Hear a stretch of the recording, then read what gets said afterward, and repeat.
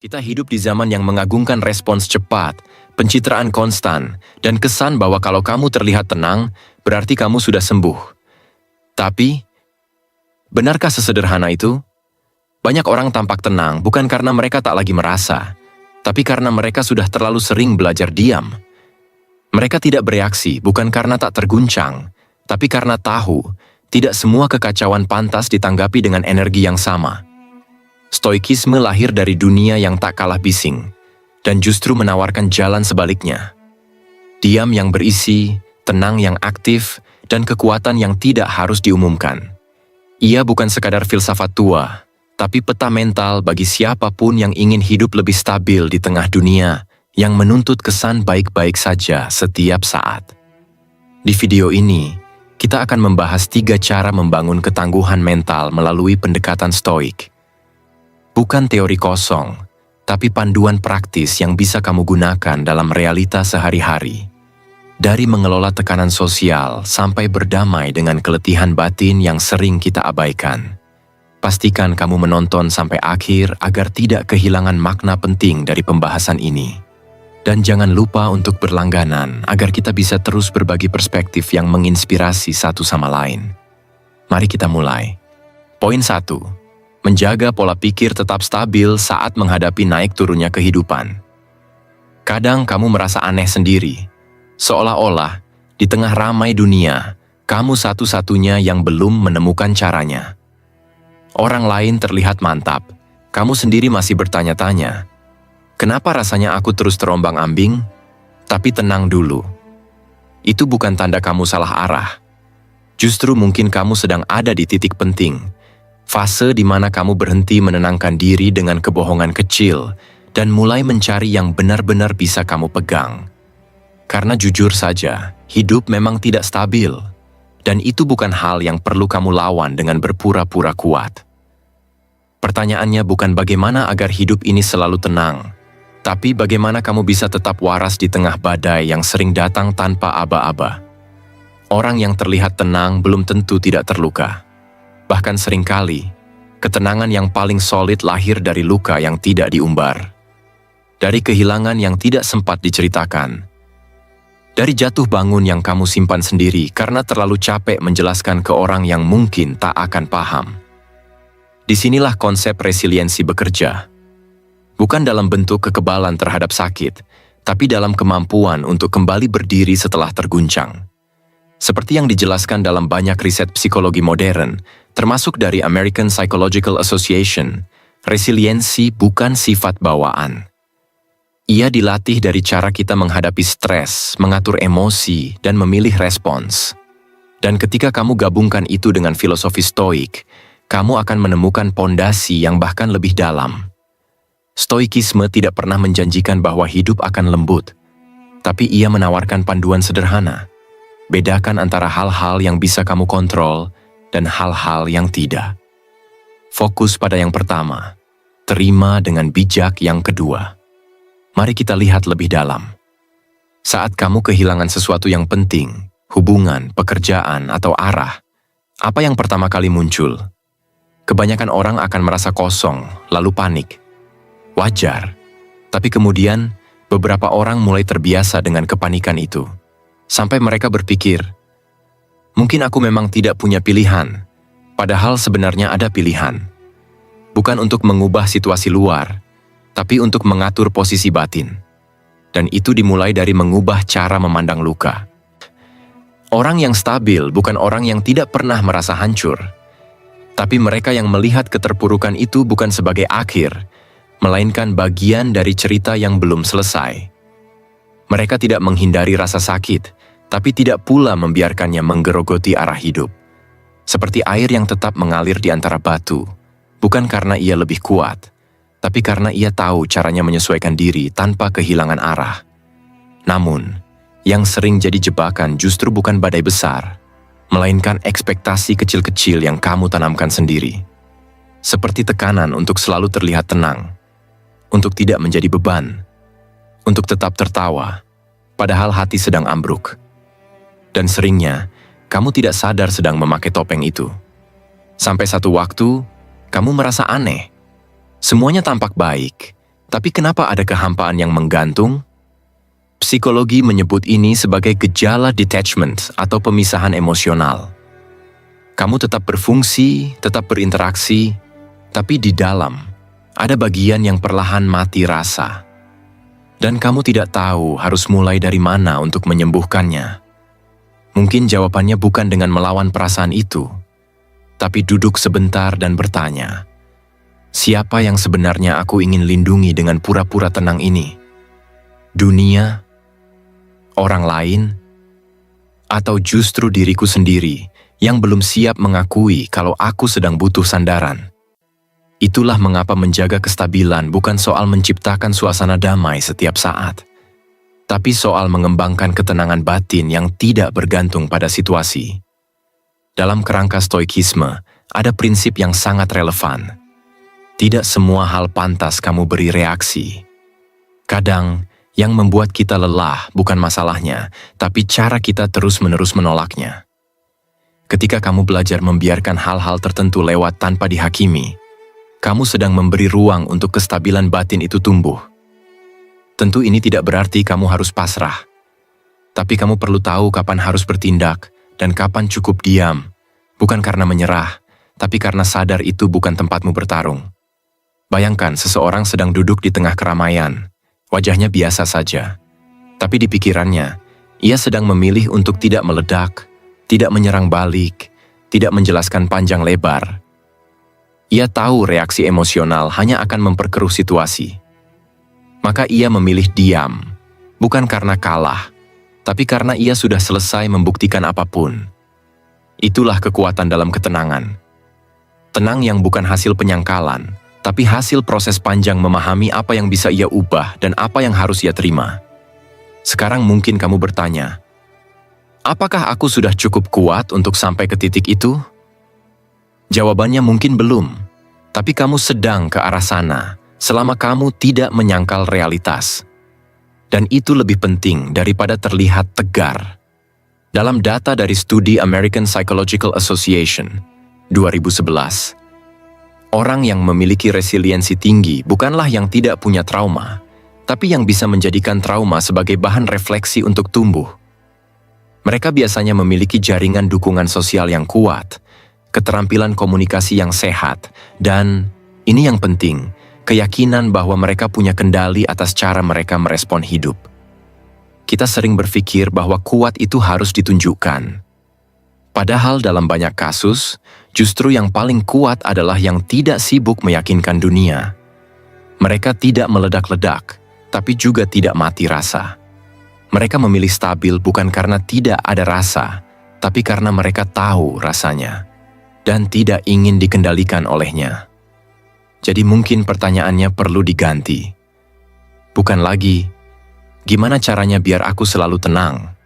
Tapi, bagaimana aku bisa tetap mengenali diriku sendiri saat badai datang? Kamu nggak perlu selalu kalem. Kamu hanya perlu tahu batas mana yang perlu dijaga, mana yang masih bisa kamu perjuangkan, mana yang sudah saatnya dilepaskan. Dan kalaupun kamu belum stabil hari ini, bukan berarti kamu gagal. Itu berarti kamu sedang belajar. Yuk, coba refleksi sedikit. Saat kamu merasa paling goyah, sebenarnya apa yang kamu harapkan? Apakah dukungan, pemahaman, atau sekadar waktu untuk diam tanpa diinterupsi? Kalau iya, kamu tidak sendiri. Banyak orang punya kebutuhan yang sama, tapi takut mengakuinya. Karena mereka terlalu sering diminta kuat, sampai lupa caranya minta jeda. Di akhir hari, menjaga kestabilan bukan tentang jadi sempurna, tapi tentang jadi manusia yang tetap memilih sadar, meski segala hal di sekeliling terasa kacau. Dan itu, justru bentuk keberanian yang paling utuh. Poin 2. Membangun ketangguhan mental. Pernah nggak sih kamu merasa sudah berusaha keras, tapi tetap saja ada hal-hal yang nggak bisa kamu ubah? Kamu udah jaga sikap, tetap tenang, kasih yang terbaik, tapi hasilnya tetap nggak sesuai. Rasanya seperti dihukum atas sesuatu yang bahkan bukan salahmu. Lalu, muncul pertanyaan itu. Apa gunanya semua ini kalau tetap nggak bisa mengubah apa-apa? Tapi mungkin justru dari titik itu kamu mulai melihat bahwa nggak semua hal memang harus kamu ubah. Kadang, yang perlu berubah bukan situasinya, tapi caramu melihat situasi itu. Dan disinilah ketangguhan mental mulai terbentuk. Kamu nggak perlu memperlihatkan betapa lelahnya kamu untuk bisa disebut kuat. Bahkan justru yang benar-benar tangguh, seringkali nggak sempat menjelaskan proses jatuhnya. Ia terlalu sibuk mencoba bangkit. Prinsip klasik dari stoikisme menyebut ini sebagai dikotomi kendali. Dua hal yang perlu kamu bedakan dengan sangat jernih. Apa yang bisa kamu kontrol dan apa yang tidak. Yang bisa kamu kendalikan. Reaksi kamu sendiri, pilihan kamu, cara kamu menjawab situasi. Yang tidak, sikap orang lain, masa lalu, dan hasil akhir yang kadang tidak sejalan dengan usaha. Kedengarannya sederhana, tapi sebenarnya tidak. Karena kemampuan untuk memilah dua hal ini seringkali muncul setelah kamu kelelahan berkali-kali karena mencoba mengontrol semuanya. Sampai akhirnya kamu sadar, oh, ternyata memang bukan semuanya tugasku. Anehnya, begitu kamu mulai fokus hanya pada yang bisa kamu ubah, rasa tenang itu mulai muncul. Bukan karena semua jadi baik-baik saja, tapi karena kamu berhenti menghabiskan energi di tempat yang sia-sia. Studi psikologi menyebut ini sebagai perubahan locus of control. Dari yang tadinya dikendalikan hal luar, jadi berpusat pada diri sendiri. Dan pergeseran ini bukan cuma berpengaruh ke emosi, tapi juga ke cara otak bekerja. Beban kognitif menurun, stres menurun, dan kamu mulai merasa lebih terkendali walaupun hidup tetap penuh ketidakpastian. Bukan kamu menyerah, kamu hanya mulai realistis. Tapi di sisi lain, muncul konflik batin yang lain. Kadang kamu merasa bersalah saat memilih untuk diam, saat berhenti membantu, saat tidak lagi ikut campur urusan orang. Kenapa? Karena kamu tumbuh dengan narasi bahwa orang baik harus selalu menolong, harus ikut terlibat, harus berusaha mengubah keadaan. Jadi ketika kamu memilih untuk membiarkan sesuatu berjalan tanpa campur tanganmu, kamu merasa egois. Padahal kamu hanya sedang menjaga energi agar tidak habis untuk hal-hal yang memang bukan tanggung jawabmu. Faktanya, membantu tanpa batas justru sering bikin kamu kelelahan emosional. Dan dalam banyak kasus bukan malah menolong, tapi malah menciptakan ketergantungan yang tidak sehat. Banyak orang tampak tangguh di luar, tapi di dalamnya remuk. Mereka merasa dituntut untuk selalu punya solusi, selalu punya jawaban. Tapi sebenarnya itu hanya reaksi bertahan. Mereka menyimpan ledakan dalam diam karena nggak ada ruang untuk jujur. Dan ini berbahaya, karena ketangguhan bukan tentang menekan emosi, tapi mengelolanya. Bukan tentang tampil kuat, tapi tetap berpikir jernih walau sedang runtuh. Yang benar-benar tangguh bukan yang tidak pernah hancur, tapi yang tahu kapan harus diam, kapan harus bicara, dan kapan harus mengubah arah, tanpa merasa gagal. Kamu tetap bisa punya empati, harapan, dan kasih sayang, tanpa kehilangan ketegasan. Ketangguhan bukan tentang jadi dingin. Justru ketangguhan yang sehat lahir dari kepekaan. Dari rasa yang tidak dimatikan, tapi dibimbing dengan akal. Dari hati yang tidak ditutup rapat, tapi diberi pagar agar tidak runtuh setiap kali disakiti. Itu sebabnya, ada momen-momen kecil yang tidak terlihat, tapi justru menentukan arah hidup seseorang. Saat dia memutuskan untuk tidak lagi memaksa orang berubah. Saat dia memilih menutup pintu dengan tenang. Saat dia berhenti menjelaskan apa yang tidak bisa dipahami oleh orang yang tidak mau mendengarkan. Dan itu semua dilakukan tanpa sorotan. Sunyi, tapi bermakna. Kadang kamu merasa harus menyelesaikan semuanya sendiri. Kamu nggak percaya orang lain bisa mengerti. Atau kamu takut dianggap lemah kalau minta bantuan. Tapi coba pikir, apakah semua hal memang harus kamu tanggung sendiri? Dalam banyak studi psikologi, orang yang tangguh bukan yang selalu sendiri, tapi yang tahu kapan bisa berdiri sendiri dan kapan butuh disanggah. Kemampuan membedakan itu bukan tanda kelemahan. Itu justru tanda kematangan. Jadi ketika kamu mulai belajar berkata, "Aku butuh bantuan," itu bukan kejatuhan, tapi langkah untuk bertahan lebih jauh. Menariknya, banyak orang tidak memilih menjadi tangguh karena ingin, tapi karena tidak ada pilihan lain. Karena harus. Karena kalau tidak begitu, mereka bisa hancur total. Jadi jangan anggap ketangguhan itu selalu lahir dari pencerahan. Seringkali ia muncul dari keputusasaan, dari kegagalan yang berulang, dari sakit hati yang tidak selesai, dan dari rasa lelah yang tidak sempat disampaikan. Itulah kenapa mereka yang tampak biasa-biasa saja, kadang justru paling kuat, karena mereka tidak sibuk mengumumkan perjuangannya. Kalau kamu mau tetap manusiawi dalam proses ini, jaga satu hal: kejujuran pada diri sendiri. Jangan jadi kuat dengan cara menyangkal rasa. Jangan kejar stabilitas sampai kamu kehilangan perasaan.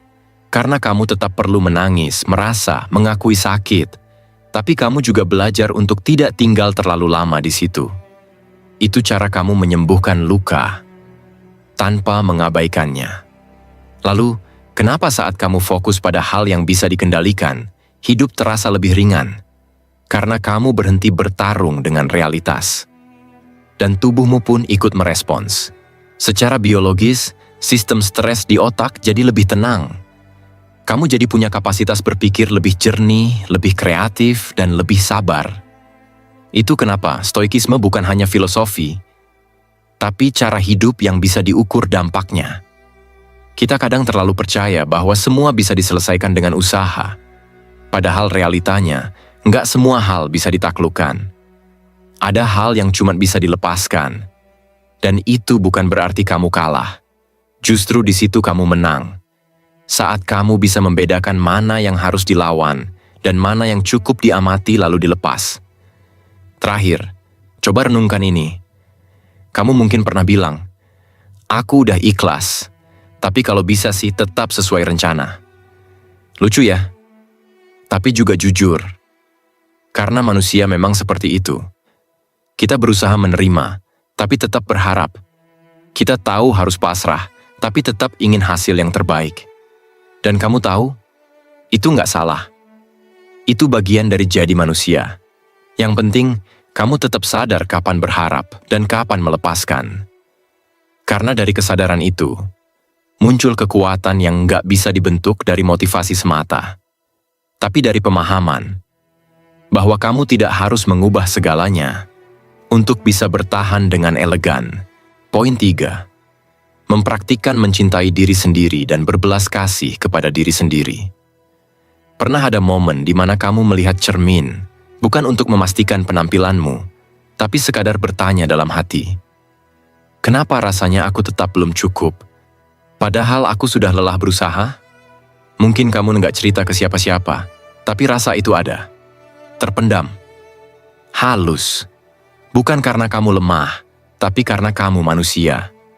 Dan jadi manusia berarti, kadang kamu terlalu keras pada dirimu sendiri, lebih dari siapapun.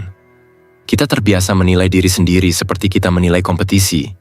Selalu ada syarat, target, dan penilaian. Lalu tanpa sadar, kamu mulai percaya bahwa kamu hanya pantas dicintai kalau kamu berhasil. Kalau kamu kuat. Kalau kamu bisa membuktikan nilai dirimu lewat hasil. Tapi coba pikir ulang. Apa benar hidup selalu harus dibayar dengan pencapaian? Karena kenyataannya, banyak dari kita memberi ruang untuk orang lain berbuat salah, tapi menolak memberikan ruang yang sama untuk diri sendiri. Seolah-olah kelemahan kita harus dihukum. Seolah luka itu tidak layak dimaklumi. Padahal, justru di titik kamu mulai memaafkan dirimu, pelan-pelan kamu bangkit. Bukan karena euforia, tapi karena kamu nggak lagi jadi musuh bagi dirimu sendiri. Beberapa orang bilang, kalau terlalu memaafkan diri sendiri nanti jadi manja. Tapi apakah benar kelembutan selalu identik dengan kemalasan? Faktanya, psikologi modern menemukan bahwa orang yang berlatih self-compassion justru lebih tahan banting menghadapi tantangan. Bukan karena mereka membenarkan semua kesalahan, tapi karena mereka tahu, menghakimi diri sendiri nggak pernah jadi solusi jangka panjang. Self-compassion bukan alasan untuk menyerah. Justru ia cara paling manusiawi untuk bertahan saat semua hal lain terasa nggak berpihak. Dan menariknya, pendekatan ini lebih kuat daripada sekadar membangun kepercayaan diri berbasis pujian. Karena self-esteem bisa runtuh saat kamu gagal. Tapi self-compassion tetap berdiri bahkan saat kamu jatuh. Mungkin kamu pernah merasa, aku akan sayang diri sendiri kalau aku udah berhasil. Tapi kalau ditunda terus, kapan kamu benar-benar akan merasa cukup? Kamu berhak mendapat kebaikan, bahkan ketika kamu belum mencapai apa-apa. Bukan karena kamu sempurna, tapi karena kamu manusia yang sedang belajar. Itu cukup, dan memang benar, ada narasi sosial yang menekan kita diam-diam, bahwa kita harus produktif dulu, baru layak istirahat. Harus capai target dulu, baru boleh bahagia. Harus menang dulu, baru pantas dicintai. Tapi cara hidup seperti itu menyiksa, walau terlihat hebat di luar. Kamu bukan mesin, kamu bukan nilai angka. Kamu adalah hidup yang tetap berharga, bahkan ketika kamu belum apa-apa menurut standar siapapun. Di titik ini, mungkin muncul kebingungan. Apa bedanya mencintai diri sendiri dengan memanjakan diri sendiri? Ini pertanyaan penting, dan jawabannya ada di keseimbangan. Cinta pada diri sendiri bukan berarti selalu memaafkan semua keputusan tanpa introspeksi. Tapi juga bukan menyiksa diri dengan standar yang enggak masuk akal. Self-compassion itu disiplin yang lembut. Ia menuntunmu untuk bertanggung jawab, tapi dengan cara yang enggak membuatmu membenci diri sendiri. Ia mendidik, bukan menghukum. Dan di antara keduanya, di sanalah kamu akan menemukan ruang aman untuk tumbuh tanpa takut gagal. Ada kalanya kamu merasa ingin menghilang sebentar, menutup pesan, menarik diri. Bukan karena sedih, tapi karena lelah. Itu bukan tanda kamu nggak waras. Justru bisa jadi itu cara tubuh dan pikiranmu minta waktu. Ruang untuk bernapas, untuk memulihkan luka yang bahkan kamu sendiri belum tahu namanya. Dan saat kamu berani memberi ruang itu untuk dirimu sendiri, kamu sedang memperlakukan dirimu seperti sahabat yang benar-benar peduli. Aku pernah dengar cerita seseorang yang dulu sangat keras pada dirinya. Ia kejar target, penuhi ekspektasi, dan selalu takut mengecewakan. Sampai suatu hari tubuhnya menyerah, burnout, kehilangan arah, dan merasa hampa meski sudah berhasil. Dari situ ia mulai belajar pelan-pelan. Untuk tidur cukup, makan tepat waktu, berhenti menyalahkan diri saat gagal. Dan yang mengejutkan, hidupnya justru jadi lebih teratur, lebih tenang, dan lebih sehat. Tanpa hukuman, tanpa tekanan. Hanya karena ia mulai memberi ruang untuk berdamai dengan dirinya sendiri. Strategi paling konkret sebenarnya sederhana, tapi sering diabaikan. Coba perhatikan cara kamu bicara ke diri sendiri saat kamu gagal. Apakah kamu kejam atau kamu lembut? Penelitian menyebut 3 hal utama yang bisa kamu latih. Pertama, self-kindness. Bersikap hangat pada dirimu seperti kamu bersikap ke sahabat. Kedua, mindfulness. Menyadari apa yang kamu rasakan tanpa menyangkal, tapi juga tanpa terjebak di dalamnya. Ketiga, shared humanity. Mengingat bahwa gagal, takut, salah, itu bagian dari jadi manusia. Kamu nggak sendiri. Dan 3 hal ini bukan cuma memperbaiki hubunganmu dengan diri sendiri, tapi juga membuatmu lebih tangguh saat hidup nggak berjalan sesuai rencana. Lucunya, saat kamu mulai menerima diri, rasa lega itu muncul. Bukan dari menang, tapi dari keikhlasan. Seperti saat kamu akhirnya menangis, setelah menahan terlalu lama. Ada rasa ringan, bukan karena semua beres, tapi karena kamu berhenti berpura-pura kuat. Menangis bukan kelemahan, itu tanda kamu cukup berani untuk jujur. Dan seringkali, justru dari titik itu, kamu mulai bisa melanjutkan hidup tanpa beban yang kamu bawa sendirian. Jadi, apa bentuk cinta diri yang paling jujur? Mungkin saat kamu bisa berkata, aku belum sampai, tapi aku nggak perlu membenci diriku karena itu. Bukan berarti puas, tapi kamu sadar Pertumbuhan gak akan terjadi di tanah yang dipenuhi cacian. Kamu butuh ruang untuk bertumbuh. Dan itu dimulai dari kamu sendiri, yang bersedia menciptakan tanah yang lebih ramah.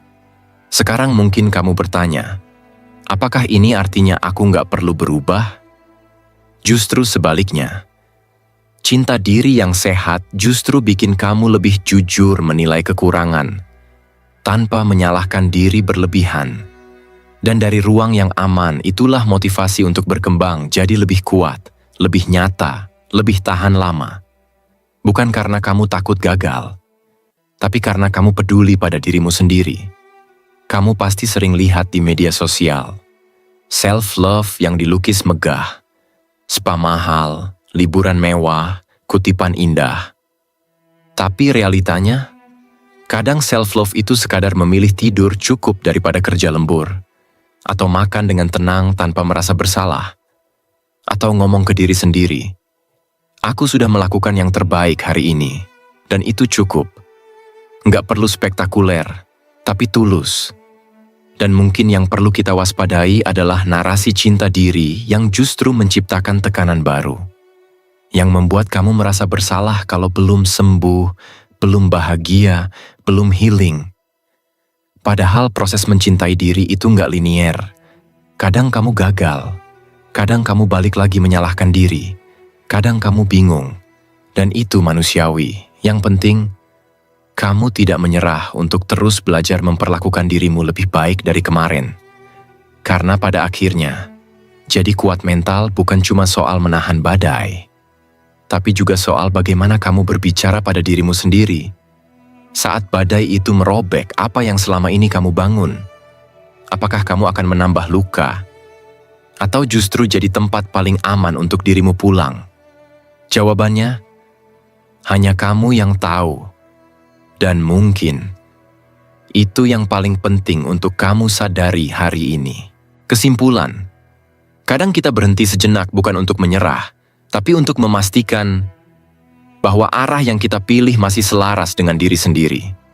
Di balik semua yang sudah dibahas, tentang menjaga pola pikir yang stabil, tentang membangun ketangguhan mental, dan tentang mencintai diri sendiri dengan lebih waras, ada satu benang merah yang tidak bisa diabaikan, bahwa ketenangan yang sesungguhnya tidak muncul dari hasil luar, tapi dari kejelasan dalam batin.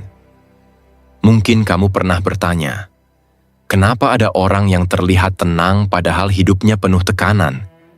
Apakah karena mereka sudah sembuh dari luka lama, atau hanya karena sudah terlalu lelah untuk bereaksi? Bisa keduanya. Bisa juga karena mereka sudah melalui proses panjang untuk belajar memilah mana yang patut diperjuangkan dan mana yang harus dilepaskan tanpa dendam. Dalam psikologi, kondisi ini disebut equanimity. Keseimbangan emosi yang tidak berarti kamu mati rasa, tapi kamu tidak mudah digoyahkan hal-hal di luar kendali. Dan stoikisme sejak awal memang mengajarkan hal ini. Bahwa hidup bukan soal mengontrol dunia, tapi soal mengelola bagaimana kita meresponsnya. Salah satu ujian terbesar ternyata bukan datang dari bencana besar, tapi justru dari hal kecil yang terus berulang. Rasa tidak dihargai, usaha yang tak terlihat, keputusan yang terus kamu perjuangkan tapi gagal dipahami. Dan di situ, kamu mulai diuji. Bukan seberapa banyak kamu bisa menjelaskan, tapi seberapa siap kamu berdamai dengan tidak dimengerti. Stoik menyebut itu sebagai latihan batin. Karena ketika kamu tetap memilih berlaku baik, meskipun dunia tidak membalas kebaikanmu, kamu sedang membangun integritas yang tidak tergantung pujian. Studi tentang locus of control juga menguatkan ini. Orang yang memusatkan kontrol pada sikap dan reaksinya sendiri jauh lebih stabil secara emosional dibanding mereka yang terus bergantung pada validasi dari luar. Tapi kadang justru disitulah masalahnya. Kata kuat sering dipakai untuk mendorong seseorang menahan rasa, mengabaikan tangis, bahkan bertahan dalam hubungan atau lingkungan yang merusak. Sampai akhirnya, kamu sendiri lupa. Kuat bukan berarti harus bertahan di tempat yang tidak sehat. Kuat bukan berarti terus-menerus diam agar tak dianggap lemah. Dan Stoik tidak pernah menyuruh kamu membunuh rasa. Yang diajarkan adalah, kenali emosi itu, lalu pilih tindakan yang rasional. Bukan menindas, tapi mengarahkan. Di sisi lain, kamu mungkin pernah merasa damai. Tapi anehnya, bukan karena semua sudah beres. Bisa jadi justru setelah kamu berhenti mengejar hidup ideal, setelah kamu menerima bahwa hidup ini tidak akan pernah benar-benar beres. Itu bukan pasrah. Itu adalah bentuk penerimaan yang paling dewasa. Stoikisme menyebutnya premeditatio malorum. Membayangkan kemungkinan terburuk bukan untuk jadi pesimis, tapi agar kita siap dan tidak kaget saat hidup tidak sesuai harapan. Dan ketika kita siap, kita jadi tidak terguncang. Dan ketenangan itu bukan dicari, tapi muncul dengan sendirinya, sebagai hasil dari sikap yang tidak lagi menolak kenyataan. Kamu mungkin tidak bisa menjelaskan semuanya, tapi mungkin kamu tidak perlu. Karena ada momen dalam hidup ketika kamu tahu nilai dirimu, walau tidak ada yang bertepuk tangan. Dan itu sudah cukup. Psikologi menyebutnya self-efficacy, rasa percaya pada kemampuan sendiri tanpa harus diumumkan. Orang yang punya ini cenderung lebih tahan saat gagal, karena mereka tidak mengaitkan harga dirinya pada penilaian orang lain. Lalu muncul satu hal yang sering luput diperhatikan. Kenapa saat seseorang mengambil keputusan sulit, entah mundur dari konflik atau berhenti memperjuangkan tempat yang tak lagi sehat, justru muncul rasa lega? Itu bukan tanda menyerah. Itu justru tanda bahwa kamu sedang menyelamatkan energi mentalmu dari pertarungan yang tidak membawamu kemana-mana. Dan dalam riset psikologi modern, ini disebut wise disengagement. Kemampuan untuk tahu kapan harus mundur bukan karena kalah, tapi karena sadar itu bukan arena yang harus dipertahankan. Pertanyaannya sekarang, gimana caranya tetap lembut dalam dunia yang keras? Tanpa jadi korban? Jawabannya bukan jadi dingin, tapi belajar mengatur jarak antara emosi dan reaksi. Cognitive distancing, istilah psikologinya. Kamu tetap merasakan, tapi tidak langsung bereaksi. Kamu tetap peduli, tapi tidak gampang terseret. Kamu tetap manusia, tapi manusia yang sudah selesai berperang dengan dirinya sendiri. Ada satu momen yang sulit dijelaskan dengan logika. Rasa damai yang datang setelah kamu memutuskan sesuatu yang berat. Kamu tahu keputusan itu tidak populer, mungkin juga tidak sempurna. Tapi kamu tahu itu selaras dengan nilai yang kamu pegang. Dan setelah kamu menjalaninya, rasa sesak itu pelan-pelan mereda. Itu bukan keajaiban. Itu tanda bahwa tindakanmu mulai sinkron dengan keyakinan batinmu. Dan tubuhmu meresponsnya dengan menurunkan sinyal stres. Itu bukan sugesti. Itu ilmu. Sekarang mungkin kamu mulai sadar, keberhasilan hidup tidak selalu ditentukan dari seberapa tinggi kamu naik. Kadang, justru dari seberapa jujur kamu berdiri di tengah kesulitan, tanpa kehilangan kelembutanmu. Dan jadi lembut bukan berarti lemah. Justru itulah kekuatan yang paling sulit dipalsukan. Psikologi menyebutnya hardiness, bukan sekadar bertahan, tapi mampu melihat tekanan sebagai tantangan, bukan ancaman.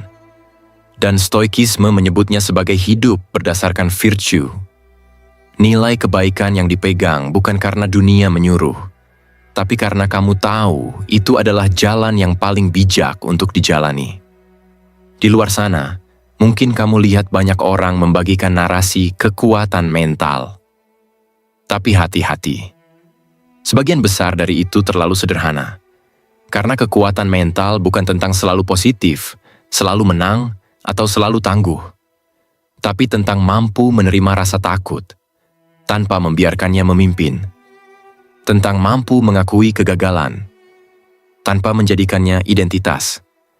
Dan tentang mampu berkata, aku belum selesai, tapi aku tidak perlu menyiksa diri hanya karena belum sampai.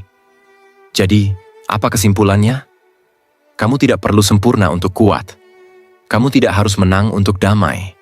Kamu hanya perlu jujur pada dirimu sendiri, bahwa kamu sedang belajar, dan kamu sedang tumbuh. Dan kalau ada satu hal yang layak kamu perjuangkan, Itu bukan citra ideal di mata orang lain, tapi ketenangan yang tumbuh dari batin yang tahu batasnya dan tahu apa yang benar-benar pantas dipertahankan. Mungkin itu yang selama ini kamu cari. Dan mungkin sekarang kamu tahu arahnya kemana.